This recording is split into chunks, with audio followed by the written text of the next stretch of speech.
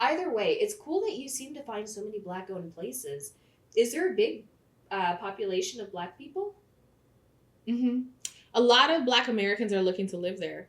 They're Okay. looking to move there. I think Portugal is also trying to attract a lot of outside investment into their country Hmm. to bring in new energy, new financial stimulation for the economy. Because you can either take a very proactive stance or you can end up like Greece, Yeah. like struggling.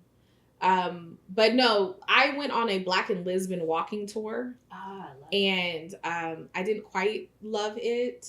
Oh. I felt like he was trying to gaslight us. I felt like Mm. he was preying on the American um, kickback to slavery Hmm. and our reactions to it. Like, Mm. one of the facts I learned on this that I didn't know was, did you know that the KKK hoods Hmm. actually come from like European culture? So the Mm. hood actually used to be worn in these parades Hmm. in, I think it was Spain. Okay. Like, they would wear those things, and Hmm. it was the church would do it. So the KKK must have pulled it from there. So what he did was he showed us pictures, and everybody was like, And if it wasn't for this one Black American woman, she was older, looking to move to Portugal, giving the history on that, we would have all been gaslit. Because once she gave the history, I was like, well, that kind of makes sense because, maybe they were Spanish or German or something, or like some kind of migrant that Hmm. came to America. They were white in the South, and then that was just the garb they started putting on, and they Yeah. realized they could conceal their identity. I'm not condoning what they did. What I'm saying is there's a historical kickback to it. In all fairness, that reminds me of like the swastika because it comes from Asian culture. And so if you go to Japan and you look at some of their maps, you'll see a bunch of tiny little swastikas on there. And that it freaked me out because you're going back like World War II, what's happening? Mm-hmm. But that's a symbol for temples. And See? so that just marks those. And essentially it was co-opted by Hitler, and now whenever you see that symbol, it's more of a symbol of hate as opposed to what it actually started out as. As a temple. So Imagine. yeah. So that was kind of like, so the tour was that. And I felt like he didn't have to explain a lot. I appreciated him and his, I'm going to say, entrepreneurial spirit for trying to make it, Mhm. like, I'll give him that. Yeah. Because he did bring a lot of specifically Black Americans together, because we're the only ones that like go out of the country and look for what slavery impacts were. I feel.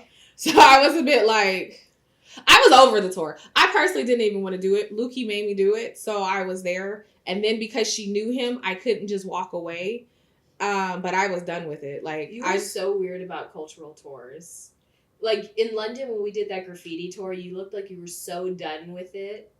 And then even in London when we went to the museum and we were looking at all the Egyptian artifacts, at first you were like in it, you were loving it, and then it's like you could see your face when it hit you that the things in museums had to be looted from countries. Suddenly you're like I feel like I saw you looking at a mummy and you're like, how dare they disturb him? Like you would have thought that you were like close friends with this mummy. I'm just saying, like, I don't want to be taken out of my energetic field of gratitude and appreciation and happiness, then to realize that, like, I don't really, maybe you can learn something. You learn things from your past. Yes. I understand that. However, I'm not about to, I don't want to be triggered by a history of oppressiveness. And I don't want to then be sucked into the hatred that develops from knowing that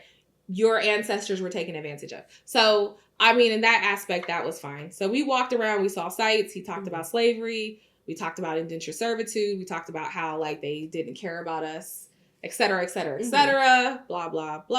I was like, great. When do we drink? When is that happening? Like, when are we going to get to that? And then to the point of, I told him, I was like, I really do kind of feel like you're preying on us, but, whatever. Love that you just couldn't keep it to yourself. I couldn't because I was forced to be there. Okay. I was being held hostage at that point, and I wanted everybody to understand, like, how I felt. However, let me plug. Undramatic you are with this. Undramatic. Held hostage, but go ahead. Plug.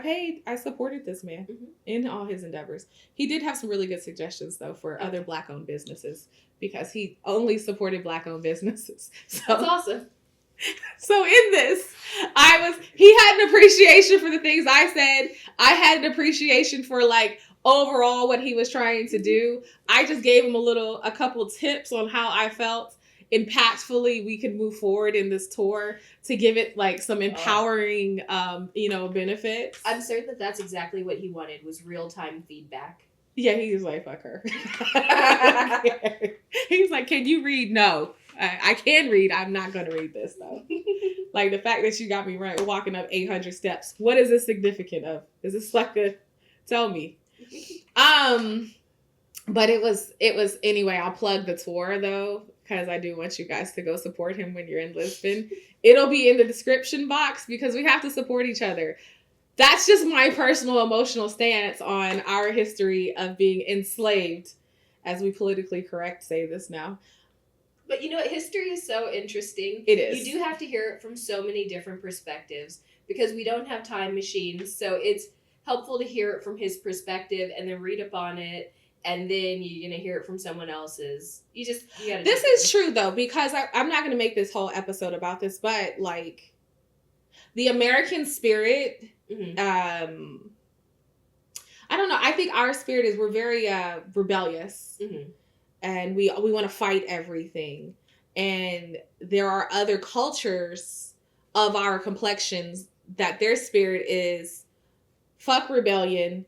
It's about making it, mm-hmm. and we are just trying to do better than the last 2 generations did. We're trying to find those opportunities to be able to give mm-hmm. to others. And just in general, we're just trying to feed ourselves. So we don't have the luxury of rebellion. We're still in survival mode, you know? Yeah. So it was interesting seeing the people on the tour be like, well, why didn't they fight? Well, why didn't they do this? And I'm like, you just have to understand they don't really care about the plight. They're just trying to make it. Because as much as this is my own personal thing on this, and I'm going to move on.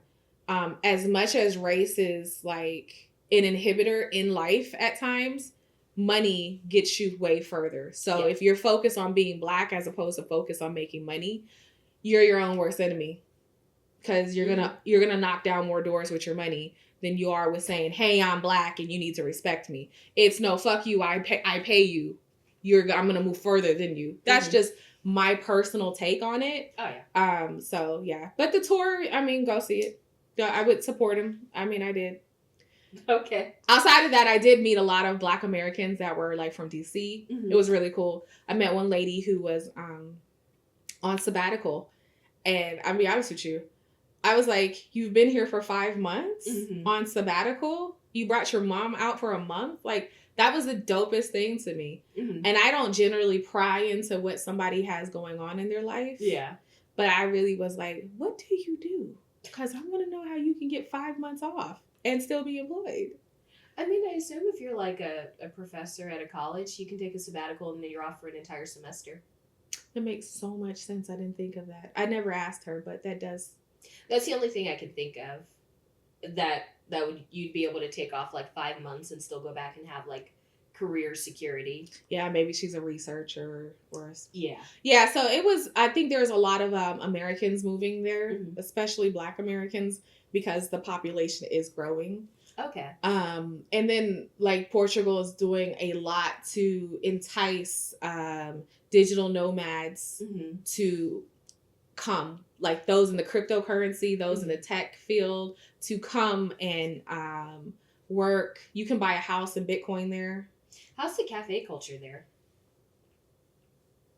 I feel like what I would be doing is lying to you if I said, oh, I know. I don't know. Oh, okay. Well, once you said digital nomads, I'm like, do I need to put this on my list? Maybe you should go. The Wi-Fi is strong. I might try it. I will say, so obviously we went and I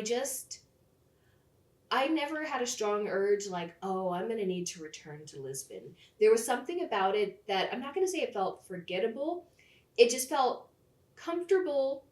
And maybe that's maybe that's all it is. So it felt comfortable. And if I'm triggering your anxiety enough for you, was it making you feel unsafe? Like, ooh, this is good. If I'm not having to overcome something, I don't need to be here.